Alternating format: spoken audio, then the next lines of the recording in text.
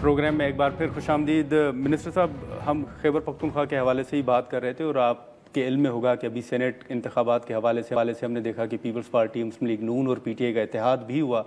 तो लोगों ने सवाल भी उठाया कि अगर आप उनसे खैबर पख्तूनख्वा में बात कर सकते हैं तो वफाक में क्यों नहीं कर रहे।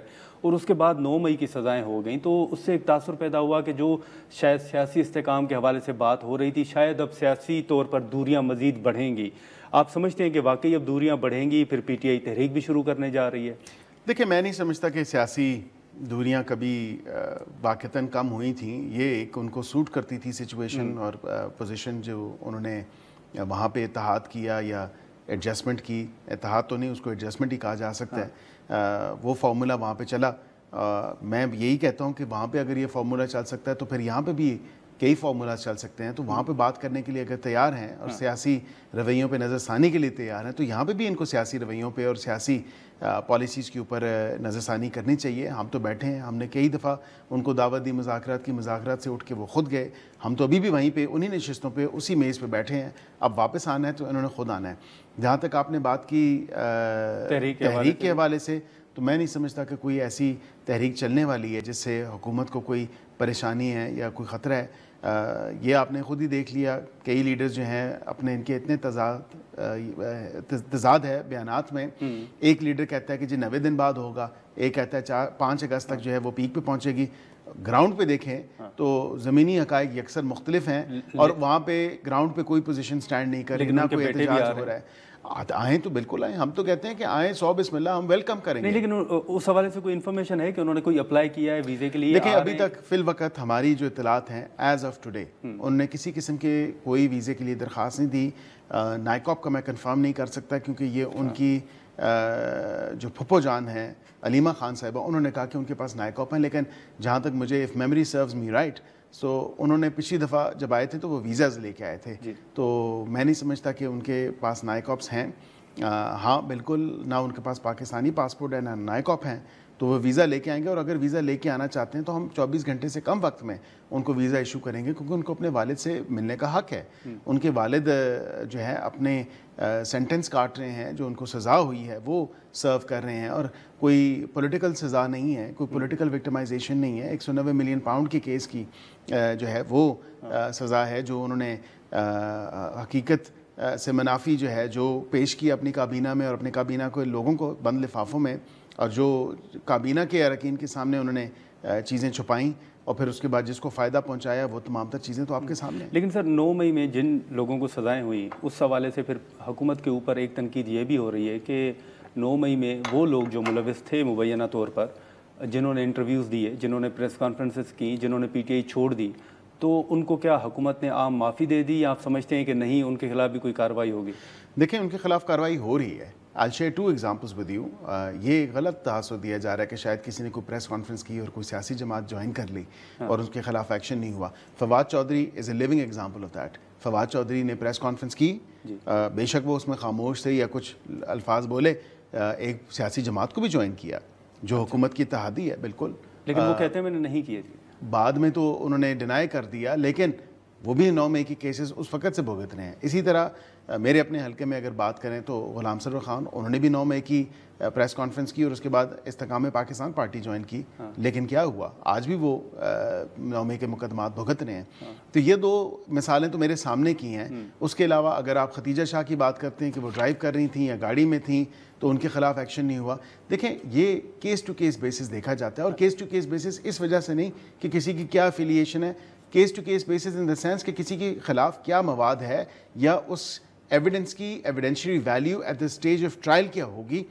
खतीजा शाह का case I think it would probably, वो उसका जो एविडेंस था वो इतना स्ट्रांग नहीं था, वीकर एविडेंस था और वो कोर्ट में होल्ड ना करता। नहीं, लेकिन मिनिस्टर साहब आपको इल्म होगा कि 9 मई के बाद इवन फैसल जावेद साहब जो हैं वो अंडरग्राउंड थे और उसके बाद अगर आप देखें मुराद सईद साहब को आप देख लें, हमाद अजहर साहब को आप देख लें, अब हुकूमत के ऊपर ये भी तनकीद हो रही है कि मुराद सईद साहब जो कि मफरूर हैं अदालती अहकामात के मुताबिक, हुकूमती रहनुमाओं के मुताबिक, उसके नॉमिनेशन पेपर्स इलेक्शन कमीशन कैसे दुरुस्त करार दे रहा है। ये फिर क्या समझा जाएगा कि ये सब कुछ किसी अंडरस्टैंडिंग के मुताबिक हो रहा है, के तहत हो रहा है? नहीं, मैं देखें, जहाँ तक मुराद सईद साहब के पेपर्स नॉमिनेशन की बात है कि वो एक्सेप्ट हुए, क्योंकि एक्सेप्ट तो वो हो जाते हैं, एतराज़ात उठाना on the face of it जो इलेक्शन कमीशन है वहाँ पे, तो बिल्कुल उसने देखा, उसने अगर कोई एतराज़ नहीं उठाया अपने तय तो फिर ये एक बात है, लेकिन ये उनका राइट है। हम तो बस ये तो हुकूमत डिक्टेट नहीं कर सकते कि किसी के कागज़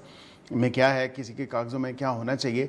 उन्होंने जो भी डिक्लेरेशंस दी, उन्होंने जो भी चीज़ें वहाँ पे दर्ज की, वो बिल्कुल रिकॉर्ड का हिस्सा है।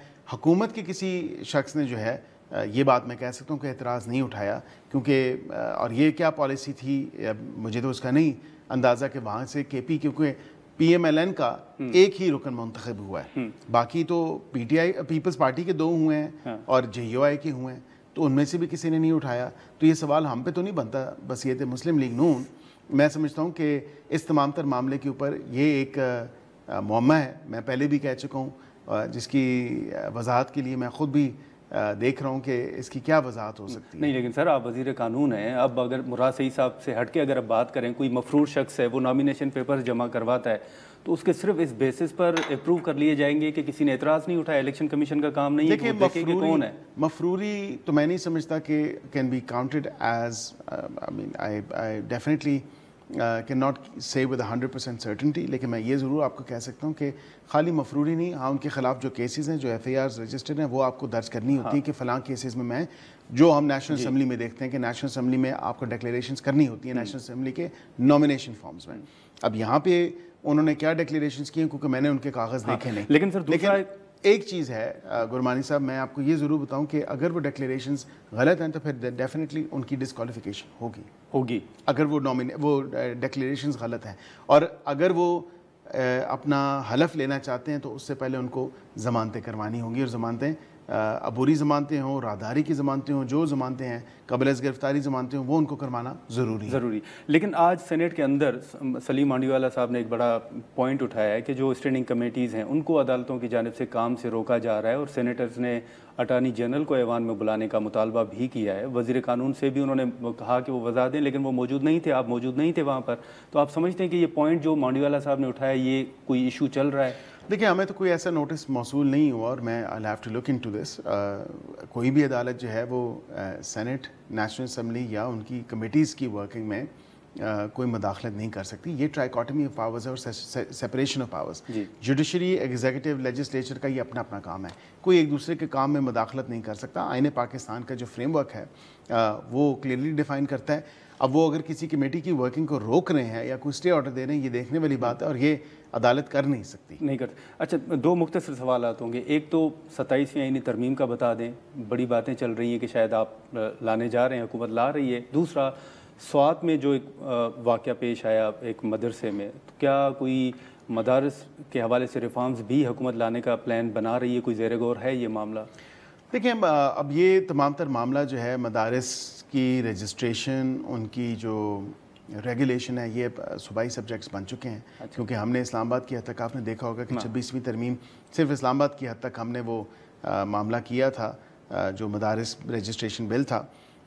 ये मामला अब सूबे की हुकूमत देखे, केपी की हुकूमत क्या इस पर अपना व्यू रखती है या वो क्या करना चाहते हैं। जहाँ तक आपने 27वीं आईनी तरमीम की बात की, तो मैं 2 लफ्ज़ों में ये बयान आपको ज़रूर कर सकता हूँ कि फ़िल वक़्त नहीं आ रही। जब आएगी तो बिल्कुल तमाम तर स्टेक होल्डर्स को ऑन बोर्ड लिया जाएगा। हमारे इत्तेहादी हैं, इत्तेहादियों के बगैर हम किसी भी आईनी तरमीम को पेश नहीं कर सकते, ना उस पर काम कर सकते हैं। लेकिन आप डिनाई नहीं कर रहे? नहीं, मैं ये आपको ज़रूर कह रहा हूँ, जब आएगी तो आ जाएगी, लेकिन फिल वक्त नहीं आ रही। अच्छा, लेकिन कल मिर्ज़ा अफरीदी साहब ने कहा है कि जो सेनेट का इलेक्शन हुआ, चेयरमैन सेनेट और डिप्टी चेयरमैन का, वो गैर आइनी है क्योंकि उनको वोट का हक नहीं मिला, तो वो अब तहरीक अदम-ए-एतमाद भी ला सकते हैं। देखिए, ये एक नॉवल सिचुएशन है। 2 चीज़ें इसमें मैं ज़रूर कहूँगा और बड़े ब्रीफली कहूँगा। पहली बात है कि तहरीक अदम-ए-एतमाद लाने की उनको ज़रूरत नहीं है। अगर वो ये लाना चाहते हैं तो बिल्कुल नहीं तो वो अदालत से रुजू करें कि अगर कोई कॉन्स्टिट्यूशनल प्रोविजंस वायलेट हुई हैं, क्योंकि ये तमाम तर जो चेयरमैन और डिप्टी चेयरमैन सेनेट की इंतखाबात होते हैं, ये कॉन्स्टिट्यूशनल फ्रेमवर्क में दर्ज है, ये आईने पाकिस्तान में दर्ज है।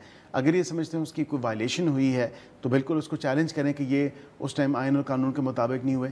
लेकिन एट द सेम टाइम ये खुद अगर इलेक्शन नहीं करवाए थे केपी असम्बली पे सेनेट की सीटों के लिए, या वो सूबे के जो हक में सीटें आती हैं उसके लिए, तो उसका दोष ये अगर कहें कि जी हम पूरे सेनेट को ठहराते हैं, ऐसा भी नहीं हो सकता।